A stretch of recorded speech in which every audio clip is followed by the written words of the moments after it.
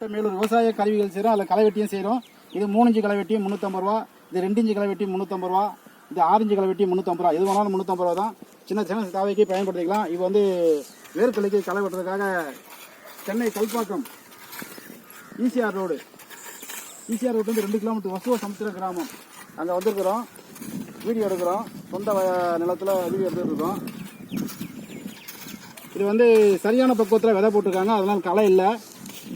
இது பக்கத்தில் மிளகா செடி ஆல்ரெடி கையில் வெட்டிட்டாங்க. இது வெட்டாத இடத்துல வெட்டுறாங்க. இது கத்திரி செடி, இது முள்ளங்கி செடி, இது வெறுக்கல.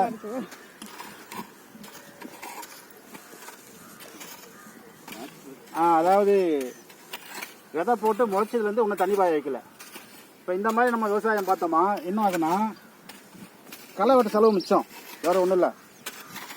சரியான பக்குவத்தில் ஈரம் இருக்கும்போது நம்ம விதை போட்டோமா தன்னைத்தானே முளைச்சி வந்துடும். நம்ம வந்து இது வந்து டிராக்டரில் போட்டது. டிராக்டரில் போடுறது மட்டும் தான் அந்த மாதிரி தன்னைத்தானே முளைக்கும். அதாவது நம்ம வந்து பிளாஸ்டிக் மிஷினில் சீடரில் போடுறோம்ல, அந்த மாதிரி போட்டால் அந்த மாதிரி முளைக்காது. அதுக்கு நம்ம தண்ணி பாய்ச்சி தான் ஆகணும். ஏன்னா பூமிக்குள்ளே போய் இறங்காது. இது சரியான பக்குவத்தை ஈரங்கிறதுனால வேண்டி நம்ம விதை போடும்போது தன்னைத்தானே முளைச்சி வந்துச்சு. தண்ணியோட சப்போர்ட் இல்லாமல் தண்ணி விடாமே முளைச்சி வந்திருக்கு. இப்போ இந்த களை வச்சு பயன்படுத்தி நீங்கள் களை வெட்டிங்கன்னா களை வெட்ட செலவு கொஞ்சம், அதாவது உட்காந்து நகரும் போது டைமிங் நிறைய பிடிக்கும்.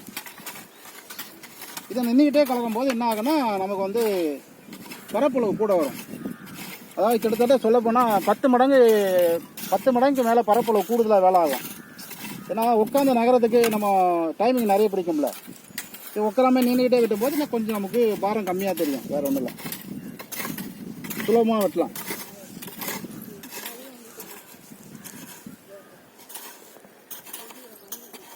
அந்த மாதிரி பக்குவமாக சரியான பக்குவத்தில் ஈரத்தில் நம்ம விதை போட்டோமா களை அதிகம் வராது. விவசாயிங்க இது மூலிமா நீங்கள் சொல்கிற மெசேஜ் என்னென்னா, விதை போடும்போது சரியான ஈரத்தில் விதையை போட்டுட்டிங்கன்னா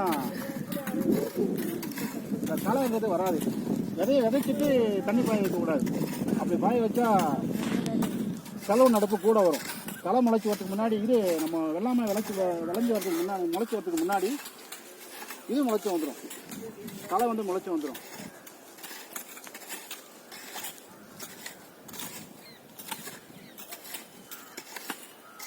ஓட்டின புளி அப்படியே பல பொருள் இருக்குது. இன்னும் தண்ணி பாய வைக்கல, மழையும் பெய்யல.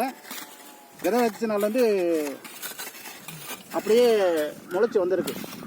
இன்னும் ஒரு தண்ணி பாய வைக்கல. எல்லாமே பல இருக்குது பாருங்கள். மண் ஓட்டின புளி அப்படியே இருக்குது. தேவைப்படுற விவசாயம் கூப்பிடலாம். நன்றி, வணக்கம்.